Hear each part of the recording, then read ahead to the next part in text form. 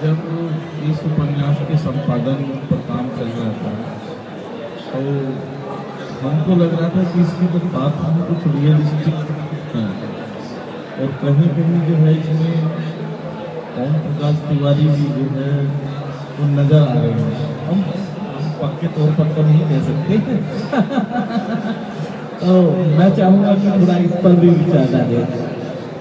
ये आपने बहुत सही सवाल किया और जब से ये छपा है मैं इस सवाल से जूझ रहा हूँ, क्योंकि मैं सोच रहा था कि किसी दिन लाइव होकर इसका मैं आंसर दूँ और जवाब दूँ कि इसमें मैं कितना हूँ और ये कितना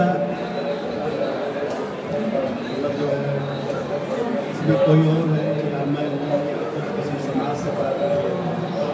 तो दरअसल इसमें रचना प्रक्रिया में क्या होता है, वो लिखता है लेखक, वो तो कहीं ना कहीं किसी न किसी रूप में वो होता ही है, हर पात्र में होता है। वो स्त्री पात्र है तो उसमें भी है, पुरुष है तो उसमें भी है, नायक है तो उसमें भी है, नायक है तो उसमें भी है। तो उसका अनुभव जो है कहीं ना कहीं उसमें कुछ ना कुछ अंश विद्यमान रहता है। लेकिन इसमें क्योंकि मैं भी पेशे से है और मैं भी पेशे से पत्रकार हूँ, तो इसलिए लोग ज़्यादा जोड़ते हैं। हो सकता है कि जो हूँ मैंने अपने ऊपर ही लिखा है, लेकिन ऐसा नहीं है, ये आदमी कथात्मक नहीं है। ये चीज़ें कई पात्रों को जोड़ और कई घटनाओं को जोड़ते हुए इसको जो है सृजित किया है।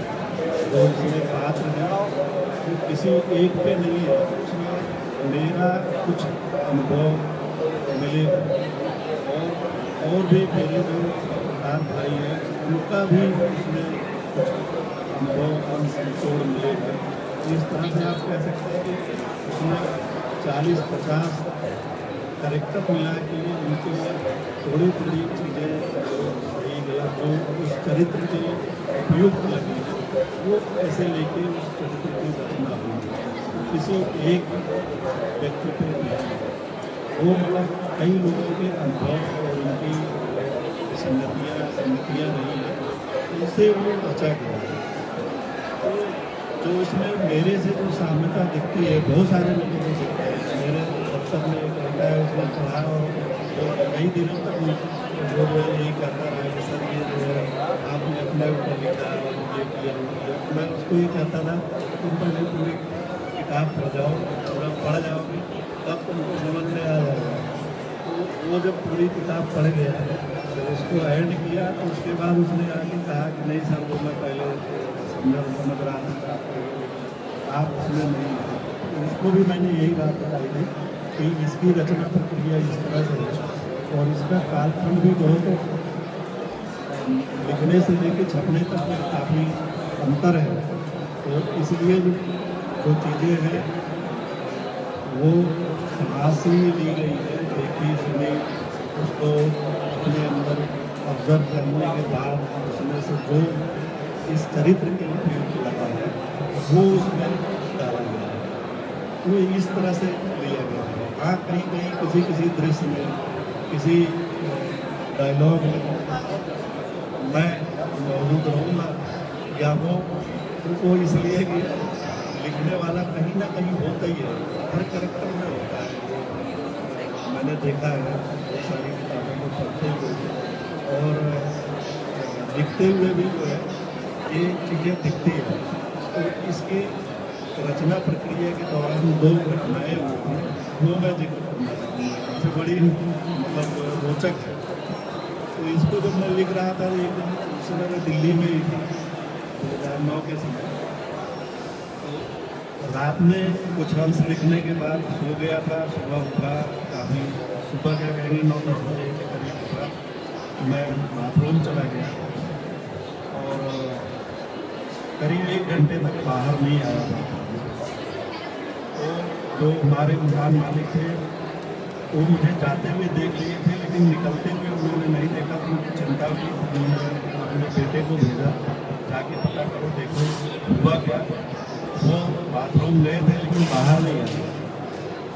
वो आए बाथरूम के आसपास देखा, बाथरूम बंद है। फिर उन्होंने खटखटाया, जब उन्होंने बाथरूम दरवाज़ा खटखटाया फिर मेरी कमरा बंद हुई और फिर मैं बाहर आया। तो उन्होंने कहा क्या हो गया था? ऐसे काफ़ी देर से बाथरूम में बंद थे, काफ़ी चिंता हो गई थी काफ़ी वजह से।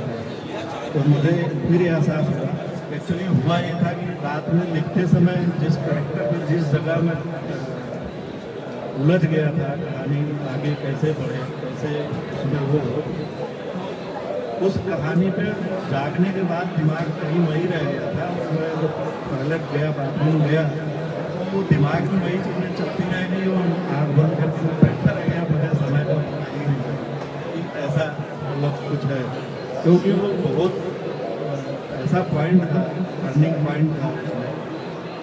इस समय मुझे याद नहीं आ रहा कि उपन्यास में कौन सा बिंदु है कहाँ का ये है।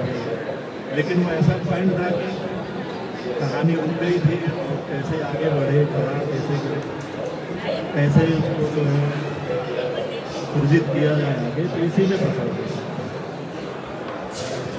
एक घटना और हुई कि एक दिन मैं ऑफिस जा रहा था, मैं शाम को ऑफिस जाता हूँ 6 बजे, तो 5 बजे निकले थे।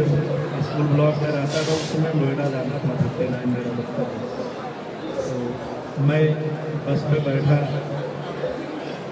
और मुझे नोएडा 8 के बोर्ड पर बस से उतरना था।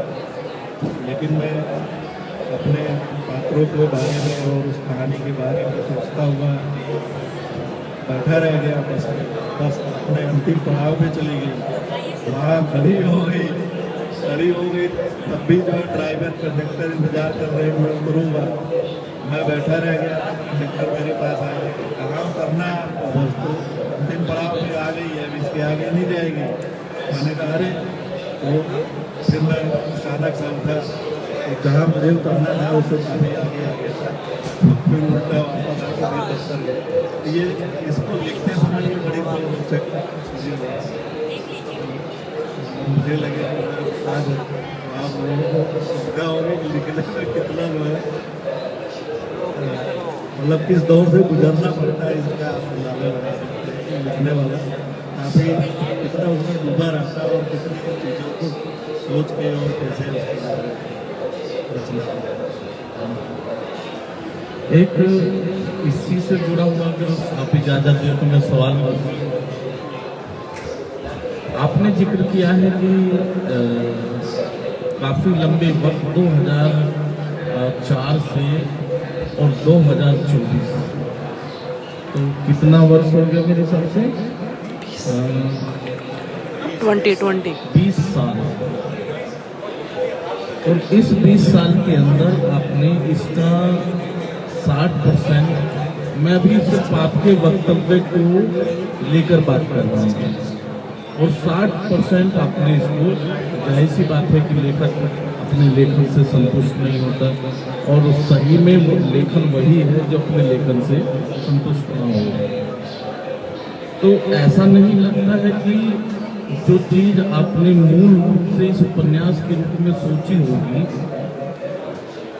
और 20 साल में जो बदलाव आया, तो उसका मूल स्वरूप भी बदल गया होगा?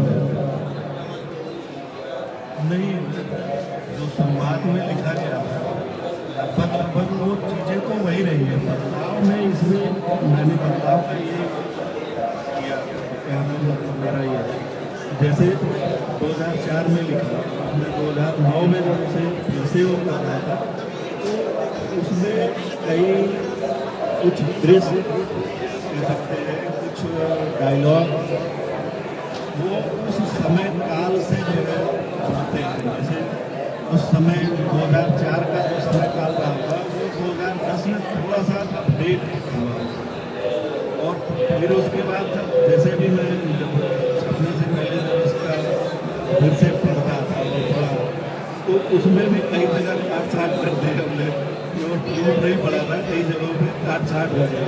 तो वो मतलब जितनी बार पढ़ा उतनी बार ऐसा लगा कि ये चीज़ जैसे कोई बात कही गई है, अगर उसको इस तरह कहा जाए तो बेहतर होगा।